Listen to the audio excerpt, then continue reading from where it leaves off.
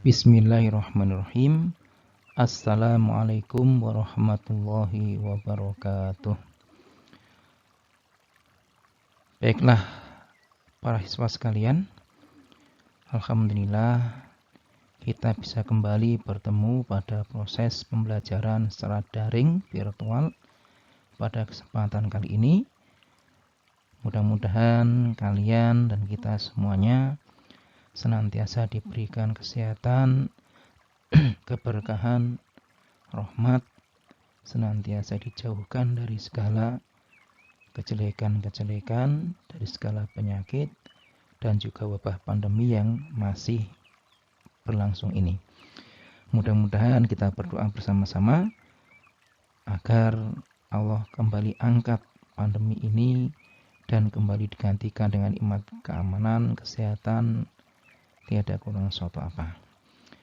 Baiklah para siswa sekalian, pada kesempatan kali ini kita akan mengakhiri bab yang terkait dengan aktivitas kebutuhan manusia. Kali ini kita akan belajar bersama tentang hubungan antara kelangkaan dengan permintaan penawaran untuk kesejahteraan dan persatuan bangsa Indonesia. Pada subbab dari awal sampai akhir, kalian telah mempelajari banyak hal. Beberapa di antaranya adalah kelangkaan, permintaan penawaran, serta terjadinya harga keseimbangan, sehingga terjadilah proses jual beli. Hal tersebut sangat erat berkaitan satu sama lain. Akibat adanya kelangkaan, maka tidak semua barang pemuas kebutuhan kita dapatkan secara bebas. Barang langka harus ditebus dengan pengorbanan, biasanya dengan cara membayarkan sejumlah uang. Barang inilah yang disebut dengan barang ekonomi. Nah, adanya barang ekonomi menyebabkan ramainya permintaan dan penawaran aneka barang ekonomi. Akibatnya kegiatan jual beli barang menjadi sangat umum dan meluas. Kegiatan jual beli memberikan dampak yang luas, tidak hanya sekedar memenuhi kebutuhan ataupun mencari laba. Selain itu, untuk meningkatkan kesejahteraan, jual beli dapat juga menjadi media pemersatu bangsa. Di tengah globalisasi seperti sekarang ini, rasa cinta tanah air dapat diwujudkan dengan cara membeli produk dalam negeri dengan jargon "aku cinta produk Indonesia". Oleh karena itu, kegiatan jual beli antar individu maupun kelompok selagi mereka berkebangsaan yang sama yaitu WNI, maka kegiatan tersebut juga dalam rangka mempererat persatuan bangsa. Pada bagian-bagian sebelumnya, kita telah mempelajari kelangkaan dan pemenuhan kebutuhan manusia. Terdapat sejumlah faktor yang menjadi penyebab kelangkaan, di antaranya yang pertama, perbedaan letak geografis. Ini kaitannya dengan apa? Dengan sumber daya alam, penyebarannya yang tidak merata di muka bumi. Ada daerah yang kaya minyak, ada pula yang kaya akan batu bara. Ada daerah yang subur dan ada daerah yang gersang. Nah, perbedaan geografis ini menyebabkan terjadinya kelangkaan sumber daya alam. Akibatnya apa? Untuk mendapatkan sumber daya yang tidak terdapat daerahnya, diperlukan pengorbanan yang lebih besar. Misalnya kalau kita lihat di Yogyakarta misalnya, masyarakat Gunung Kidul kesulitan mendapatkan air minum sehingga mereka harus membeli. Sehingga air itu menjadi barang yang langka. Yang jika ingin mendapatkan maka butuh pengorbanan. Bisa satu tangki mungkin 150.000 dan seterusnya.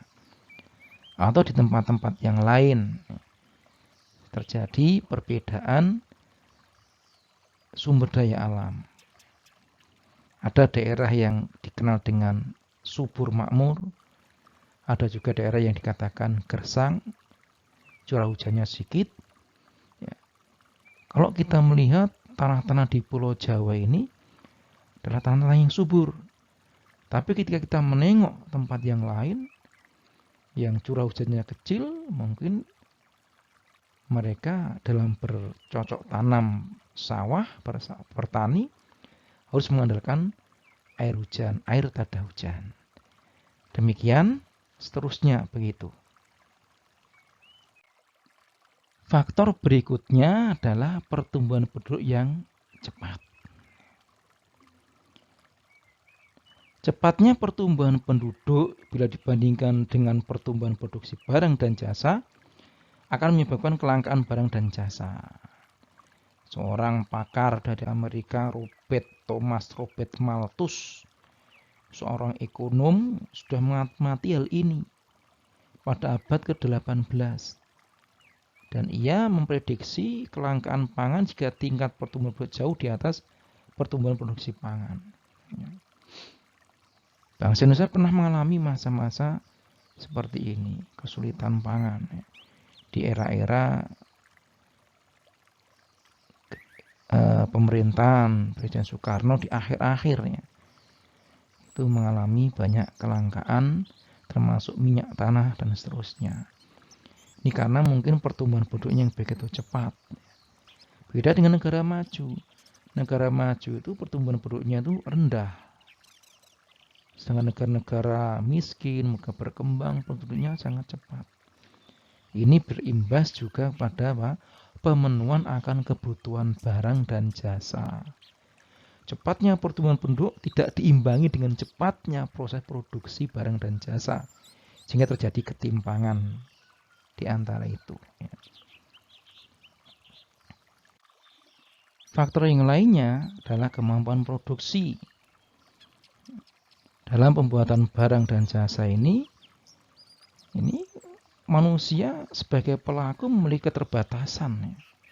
Dia butuh istirahat, butuh cuti, butuh untuk merefresh karena jenuh dengan pekerjaannya, maka dia butuh dengan adanya refreshing. Demikian pula dengan sumber daya mesin yang hanya bekerja maksimal pada kapasitas tertentu. Kalau sudah overload, sudah terlalu berlebihan, dia akan mengalami penurunan produktivitas. Termasuk juga jika produksi dilakukan terus-menerus maksudnya, tidak diimbangi dengan merefresh teknologi yang ada, mesin-mesin yang ada tentu akan mengalami kemunduran karena senantiasa dilakukan terus-menerus tanpa ada jedanya. Sama dengan halnya dengan manusia. Diforsi terus tenaganya, maka kemana akan semakin menurun, akhirnya tidak produktif lagi. Faktor berikutnya adalah perkembangan teknologi yang tidak merata. Tidak semua negara mengalami perkembangan ekonomi yang sama. Negara-negara maju memiliki perkembangan teknologi yang umumnya lebih cepat dibandingkan dengan negara-negara berkembang, apalagi negara miskin. Di sisi lain, kebutuhan barang dan jasa di negara berkembang mengikuti negara maju karena ada kecenderungan meniru gaya hidup mereka di negara maju. Ini kejadian kan sekarang, westernisasi istilahnya, meniru apa yang dari barat tanpa difilter, ditiru semuanya, teknologinya, budayanya, sampai seperti itu masuk ke negara-negara berkembang, termasuk negara kita Indonesia ini. Gaya hidup, glamour, ini juga karena pengaruh dari perkembangan teknologi. Dulu kita masa-masa kecil kami, para ustadz yang seusia dengan saya, tidak pernah mengenal HP. HP itu di masa-masa kita kuliah dan mau berakhir kuliah, itu pun yang punya tertentu. Ya, inilah perkembangan teknologi yang tidak merata, maka akan berpengaruh pada kelangkaan sumber daya, dan baik sumber daya maupun barang produksi dan jasa. Nah, untuk mengatasi kelangkaan karena beberapa sebab tadi. Ada beberapa faktor dan 4 faktor, maka bisa ditempuh beberapa alternatif. Yang pertama adalah melakukan penghematan sumber daya alam. Penghematan sumber daya alam. Ya, artinya tidak semua dieksploitasi, dieksplorasi semuanya, tapi disisakan. Kita juga masih punya anak cucu generasi belakang kita yang membutuhkan sumber daya itu. Tidak boleh dihabiskan. Maka ada semboyan bahwa sumber daya ini, kekayaan alam inilah titipan anak cucu kita. Dia mereka juga butuh nantinya akan mengelola itu. Tidak boleh kita habiskan begitu saja. Yang kedua, selalu menjaga dan melestarikan sumber daya alam. Dijaga kelestariannya, keseimbangan ekosistemnya, sehingga sumber daya itu tidak cepat habis, tidak cepat punah, masih bisa berlangsung. Yang ketiga, menciptakan barang pengganti atau substitusi. Mulai dirancang bagaimana jika nggak ada ini, pemohonnya digantinya ini, dan sebagainya. Yang keempat, melakukan peningkatan pengelolaan berbagai sumber daya alam sehingga hasilnya akan lebih bermanfaat. Inilah langkah-langkah yang perlu ditempuh untuk mengatasi kelangkaan. Nah, baiklah para siswa sekalian, kita ingatkan bahwa KBM kita tidak lama lagi. Kita sudah akan memasuki masa Ramadan dan tentunya PAT kita juga belum tahu kapan akan, apakah di bulan Ramadan atau setelahnya, kita belum dapat informasi. Namun tetap Ustaz pesankan pada kalian untuk menjaga diri, menjaga kondisi, tetap semangat, terus belajar, jangan ngelukro, jangan lemah. Karena bagaimanapun juga di masa-masa pandemi ini kita tetap harus belajar, ya. Tidak boleh kemudian ikut loyo. Tetap semangat, jaga kondisi, belajar yang rajin, murojaah, dan tugas-tugas yang diberikan para ustadz termasuk tugas IPS. Nanti akan kita sampaikan tugas pertama dan juga ulangan harian pertama, masih banyak yang kosong. Kita akan sampaikan lewat Google Form seperti semester 1 itu, biar kalian lebih mudah mengaksesnya dan juga lebih mudah untuk mengoreksi dan memantaunya. Dan juga untuk PTS yang sudah 3 kali remi dan susulan ini, ya mau nggak mau bagi yang memang masih belum ada nilainya masih kosong, ya kita nggak tahu lagi bagaimana caranya. Tapi tetap semangat, optimis, jangan kendor, tetap rajin belajar dan senantiasa banyak beribadah dan terus berdoa memohon agar pandemi ini pasti berakhir dan kita bisa melalui pembelajaran offline tatap muka. Demikian yang bisa kita pelajari pada kesempatan kali ini. Terima kasih atas perhatian kalian semua. Assalamualaikum warahmatullahi wabarakatuh.